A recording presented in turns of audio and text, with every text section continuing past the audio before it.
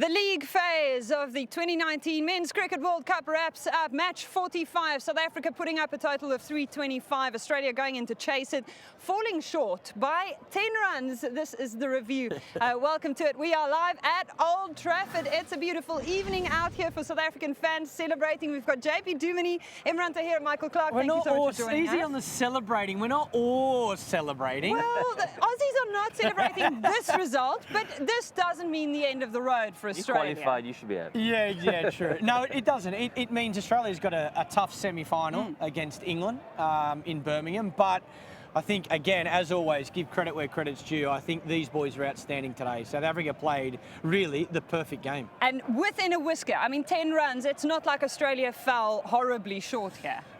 I think the numbers probably make it look closer than it was. I think if you watch the game and take the numbers out of it, you probably always felt Australia were behind. I think, again, the batting performance from South Africa was outstanding to make 325. And then the whole way, taking wickets up front, getting rid of the captain, getting rid of Finch. I just felt like South Africa was always on top of the game. Did it feel like that out there? Faf du Plessis certainly looked very on top of his game, JP. Yeah, that's something that's been missing in this tournament for us, just setting the game up sort of in the first 35 overs. Outstanding innings by Faf, leading from the front. Rassie van der Dussen, I mean, he's been outstanding throughout this tournament. So it's good to see guys contributing and extending to those triple figures. 150-run partnership, those kind of things we haven't seen a lot of in this tournament. So it's good to see it sort of in the last game. Particularly in the last two, in the way we've played. I guess the pressure was off, but we still wanted to perform. We still wanted to play our best game, and it's good to see us play that way in the last two. Imran Tahir, how do you feel after that? It's been a phenomenal journey for you, and we saw a spectacular celebration today as well. Yeah, look, it has been a great journey for me. So. And it was a fantastic game of cricket today, so I'm quite pleased that obviously we won that game. And I'm sorry Michael is there next to me. He's obviously not happy about it. Yeah, look, it's been an absolute honor and privilege to represent South Africa, and I'm just really pleased with myself, the role I've been given. I think I hope that I did the justice, and all the years I've been playing for South Africa, I just trying to do well for team. I know it always I always look into personal performances and stuff, but I think only thing I been taught from the previous captains and this team culture, I think I'm more looking into the team success than my own success. So look, I'm just really grateful to everyone who helped me all the way through my career, and I'm just really grateful to Almighty where I am today. It was a massive dream, and I never thought I was going to be where I am today. So 173 wickets there. How many meters do you think you covered? That is, I mean, the distance you've run. Yeah. I'm sure there's a comrades in your future somewhere. Let's take a look at where we find ourselves on the points table now. As a result here tonight, Australia knocked off that top spot. India taking the lead there with 15 points, and then England and New Zealand rounding out the top four. South Africa moving up, not finishing third from the bottom, but actually just behind Sri Lanka. Just absolutely brilliant. Top four teams, as you can see there: India, Australia, England and New Zealand, the top four.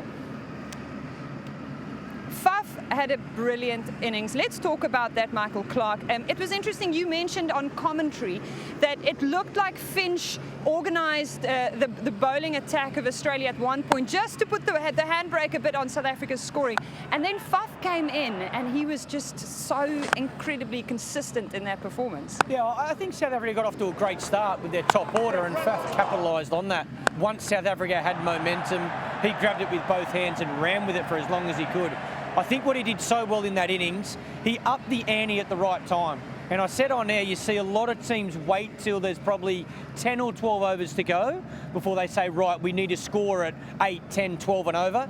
Faf made that change in tempo at about 16 or 17 overs remaining in the game, and I think that is what made the difference between South Africa making 325 and 290 or 300. JB, talk to us about Rassie van der Dussen and the way that he's made such a solid contribution to the Proteas this tournament. I don't think it's only this tournament. I think the entire season that he's had representing the Proteas, if you'd asked him a year ago, do you think that he would have been at the World Cup? He probably would have said no. But it's all about opportunity and taking those opportunities, and he's definitely taken that. You think about the character of Rassie van der Dussen, you think about a mature man, a guy that has played a lot of domestic cricket, so understands his game. So it's just great to see him come through with a lot of confidence. You look at him play international cricket, you feel like he's been around for ages. Exactly. And that's something exciting for South Africa in South African cricket. So, you know, me watching on the couch, I'm certainly be excited watching somebody like Rassie van der Dussen. Look, people on the couch today were very excited about seeing you out here, and it was a little disappointing seeing you depart so early in your innings. What went through your mind when you left? I think I was just grateful for 199 games. Yeah, obviously it wasn't the greatest of finishes in terms of from a batting perspective. But for me, again, it was just a solid team performance. And again, I've always enjoyed good victories from the team, being part of good victories. Clarke will tell you we've had some amazing battles against Australia over the years. So obviously today was another one of those. So good to get a victory. I think that sums JP up perfectly. Every time we played against South Africa, you always knew he would put the team first. And again, there's 7 overs to go in the innings. He could be thinking personally, you know what, I'm going to make 25, 30, be not out at the end of the day. He doesn't. He says, the team needs me to up the ante. I've got to have a go. Unfortunately, he gets out, but I think that sums up what a wonderful career he's had. He always put the team first. Oh, such a nice tribute. Beautiful moment. Let's take a look at that batting card then after today's action here. Markram going for 35, De Kock for 52, but Van der Dussen 95, only 5 short of 100. Oh, so many people were cheering for that. Beautiful there with Stark and Lyon taking 2 wickets each. Stark, of course, very effective right off the top there, and it was great to see Nathan Lyon speaking. But let's talk about Warner and that 122 runs that he put up today. That was a challenging bit of work that you guys had to do there. Yeah, no, it was. He always give us a good fight. He's a world-class player, you know, no doubt. Obviously about his ability. So it always been a good challenge. So look, he played really well again, and good on him. And hopefully he carries on what he's been doing from I think last 2 series since I think IPL. So. I mean, hat off the guy, the way he's been playing at the moment, you know. Talk to me about Davey and that performance today. Oh, yeah, he's been exceptional. Again, I think it's another example. You can see the hunger inside him at the moment. He's had 12 months away from the game, so he wants to score runs every time he walks out to bat. Today he had a beautiful batting surface. What impressed me most about David today was he was losing wickets around him, yet he continued his momentum. He continued his high strike rate, and that's what we're accustomed to seeing with David Warner. The start of the tournament, a lot of people mentioned he was quite slow, but I think now he's in really good form. You're seeing the best of David Warner. And again, the partnership with Alex Carey, I think, was the standout, the positive for Australia. This young man's been exceptional. I was going to say, is this what you can expect from him in the future? I think you're looking at a future Australian captain. There's no doubt about it. He's vice-captain of this one-day team. He's young.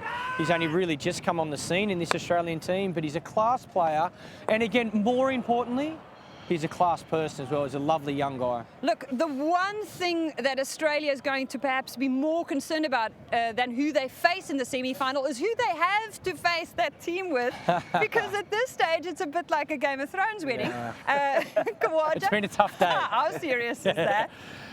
I haven't spoken to Uzi or anybody at the medical staff, but I would imagine even if it's a grade 1 strain, he's going to be out for 10 days. So I think he's going to be out of the World Cup. Which is unfortunate because Sean Marsh has just been ruled out with a broken arm as well. So I would imagine they'll have to pick Peter Handscomb. They'll have to bring somebody else in. I would assume that'll be Matthew Wade. I saw Marcus Stoinis look like he had a bit of a side strain as well. Mitchell Stark was grabbing his knee. Oh, let's not talk about Australia right now. They need ice bath, recovery, massage, a good night's sleep. Recovery. That's going to be at the order of the day. JP is smiling broadly because he's relieved that that's not part of his future. Yeah, we're on the plane home tomorrow, so we don't have to worry about that. But unfortunately, that's the nature of the tournament. We haven't played this format, what is it, for 20 odd years, and you're playing 9 games as a round robin.